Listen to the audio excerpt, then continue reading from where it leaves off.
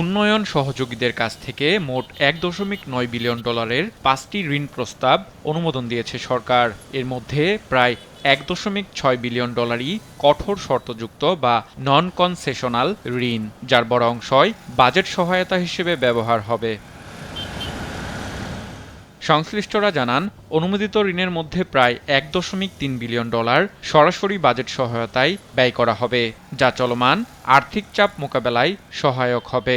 Budget সহায়তায় এ প্যাকেজে আছে এশীয় উন্নয়ন ব্যাংক এডিবি থেকে $450 million, Japan International Cooperation Agency JICA থেকে $500 million, Asian Infrastructure Investment Bank AIIB থেকে $250 মিলিয়ন এবং OPEC Fund for International Development OFID থেকে $100 মিলিয়ন। মোট ঋণের মধ্যে $160 কোটি পেতে মানতে হবে কঠিন শর্ত। এতে 5.08% পর্যন্ত সুদ দিতে হবে। কঠিন শর্তের এ ঋণের গ্রেস পিরিয়ড মাত্র 3 বছর এবং 12 বছরেই পুরোটা পরিশোধ করতে হবে, যা দেশের প্রেক্ষাপটে কঠিন চ্যালেঞ্জ বলে মত অর্থনীতিবিদদের। নন কনসেশনাল লোনের সবচেয়ে বড় ইম্প্যাক্ট হচ্ছে আপনার বাৎসরিক যে loan payment obligation, loan servicing obligation, এটা অলরেডি কয়েক বিলিয়ন, $3-4 বিলিয়ন লেভেলে চলে আসছে। পার্সেন্টেজের হিসাবে গত 5-7 বছরে প্রায় 200%-এর উপর বেড়ে গেছে। সেই জায়গাটায় আমার প্রেশার পড়বে। প্রেশারটা পড়লে আমার যে মানে খুব স্কেয়ার্স ফরেন এক্সচেঞ্জ রিজার্ভটা এখনও অত শক্তিশালী না, আগের চেয়ে একটু বেড়েছে। সেই রিজার্ভের উপর প্রেশার পড়বে, ইম্পোর্ট ক্যাপাবিলিটির উপর প্রেশার পড়বে।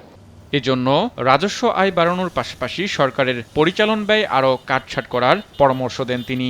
প্রশ্ন হলো যে আমরা ঋণগুলো এখন নেওয়ার জায়গাটা সংকুচিত হয়ে আছে, সুতরাং নিতে হবে, কিন্তু এমন জায়গায় নিতে হবে যেটা না নিলেই নয়, অত্যন্ত ক্রিটিক্যাল, যেটার ইকোনমিক বা হিউম্যান রিটার্ন খুব স্পষ্ট, আর যার terms and conditions highly concessional, মানে খুব সহজ শর্ত বা লম্বা ডিউরেশন, কম ইন্টারেস্ট বা কম প্রাইস, এগুলোকে মাথায় রেখে নিতে হবে।